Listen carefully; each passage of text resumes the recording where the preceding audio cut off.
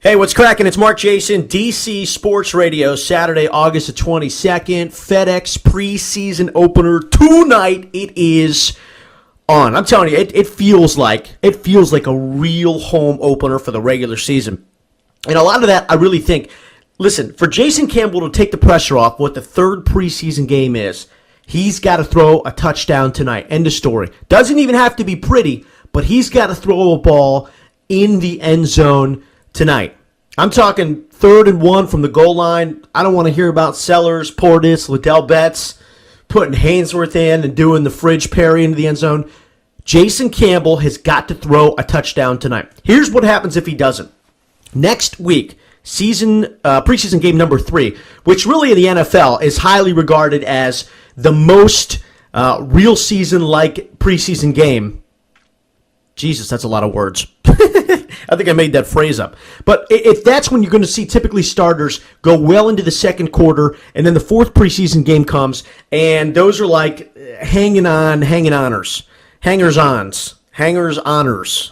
whatever the hell that is too.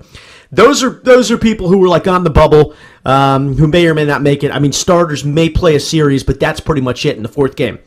But what I'm saying is here, given the average-ish camp for Jason Campbell. I mean, we've all heard about him as a leader and definitely more positive on the field and controlling the huddle and pacing and rhythm and stuff. But at the end of the day, I mean, he hasn't been lighting it up. We get into the first preseason game.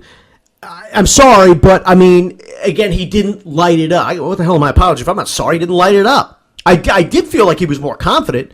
And I did, the progressions, him looking off his first, second, third progressions, going into the fourth progression receivers. That's great and all, but isn't that what great quarterbacks just do? I mean, don't great quarterbacks just find open receivers and throw the damn ball? That's what they do. I think Jason Campbell is probably capable of doing it, but here's my thing. Since we really didn't have a rhythm in preseason game number 1, if he doesn't get into one tonight, then here we go. Jason Campbell, the cover of Sports Illustrated. Jason Campbell, who was shopped. Jason Campbell, who was, going to be replaced by Jay Cutler. And Jason Campbell, who was going to be in a quarterback controversy for Mark Sanchez. The microscope is on. The magnifying glass is on. What if Jason Campbell can't throw a touchdown tonight? Then preseason game number 3 comes, and the amount of pressure that's going to be on him. Hey, Jason, it's preseason. Bruh, can you throw a touchdown? That's why I think Jim Zorn, when you saw Jim Zorn yesterday, and if you didn't, he said, listen, I got to leave these guys in there until I get production. Zorn knows this is going to start eating Campbell's ass, basically pretty much in the media. And, yeah, should we worry about the media? No, but come on. I mean, those guys hear about it. I mean, everybody's, it's Twitter, it's Facebook, it's everything now.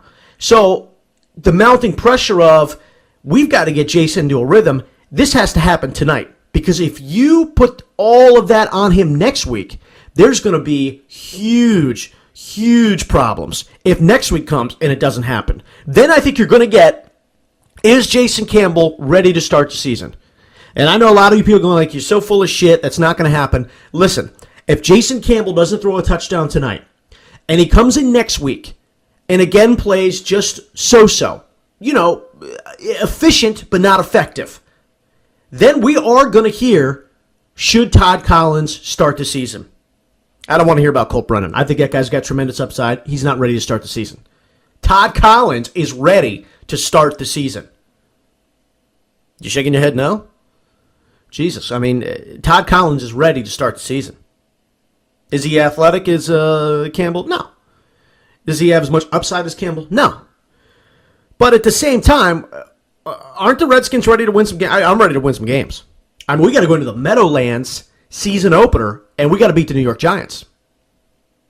That's why I think tonight, unofficially, officially, the pressure is on. We get into a roll. We get into some rhythm. It's all good tonight. Next week becomes, well, we'd like to see it carry over, but we know we can do it. He was in there. He showed some leadership. Again, he was effective, not efficient. That's what you want. You want your quarterback to be effective. Being efficient is a la Trent Dilfer, 2000. I mean, they had that great defense, and so do we, and it could happen. But I want him to be effective, not just efficient. I'm looking for big things tonight from Jason Campbell, and I think they will go into the second quarter, regardless of how they're playing. Some texts I got from players. A couple of text messages from a couple of players. And I was talking about with some buddies of mine who said, with the Rakpo being out there and Haynesworth being out there, it's going to get kind of dirty. And I'm like, yeah, it's going to get real dirty. And that's kind of the plan.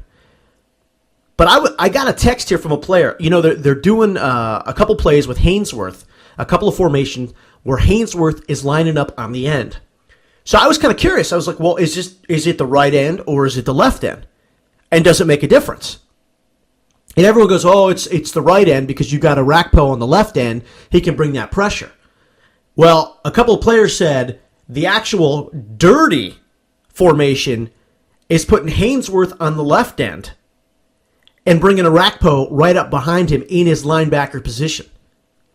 That left end becomes absolutely no trespassing for teams. The play has to go to the right.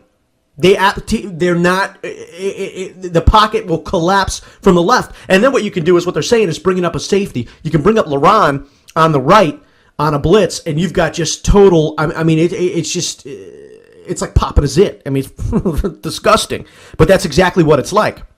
That actually, what I'm hearing is the dirty formation. They have put Albert in the right side of the line on the end, the right end. But when they were kind of experimenting with it and put him at the left a Rakpo at linebacker, brought them both, that left side just falls apart. I like that. I like that formation better than Albert Haynesworth on the right and then lining up a Rakpo on the left end. I like that. And I'm looking for that tonight. That could be disgustingly nasty, which I think is just going to be totally awesome. All right, Skins tonight with the Steelers, 7:30. That's what time it all gets cracking. We'll have another podcast update during or after the game tonight.